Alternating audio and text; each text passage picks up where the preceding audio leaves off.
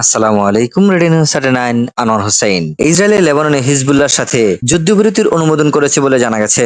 ইসরায়েলের সরকার লেবাননের সশস্ত্র গোষ্ঠী হিজবুল্লাহর সাথে যুদ্ধবিরতির একটি পরিকল্পনা অনুমোদন করতে চলেছে। অসমর্থিত প্রতিবেদনে অনুসারে ইসরায়েলের নিরাপত্তা মন্ত্রিসভার মঙ্গলবার একটি বৈঠকে মার্কিন যুক্তরাষ্ট্র, ইসরায়েলের প্রধান মিত্র এবং ফ্রান্সের মধ্যস্থতায় একটি পরিকল্পনাটি অনুমোদন করবে বলে আশা করা হচ্ছে। নাম প্রকাশে অনিচ্ছুক কর্মকর্তাদের বরাত দিয়ে নিউজ ওয়্যার জানিয়েছেন, এই একটি চুক্তি একটি যুদ্ধবিরতির পথ প্রশস্ত করবে বলে, যা হিজবুল্লাহর সাথে ইসরায়েলের 14 মাস ব্যাপী সংঘাতকে থামিয়ে দেবে, যা হাজার হাজার লোককে হত্যা করেছে এবং সমগ্র অঞ্চল জুড়ে শত্রুতা বৃদ্ধির হুমকি দিয়েছে। যাই হোক, লেবাননের যুদ্ধবিরতির অবসানের সম্ভাবনা লুকিয়ে থাকার উভয় পক্ষই হামলা চালিয়ে যাচ্ছে।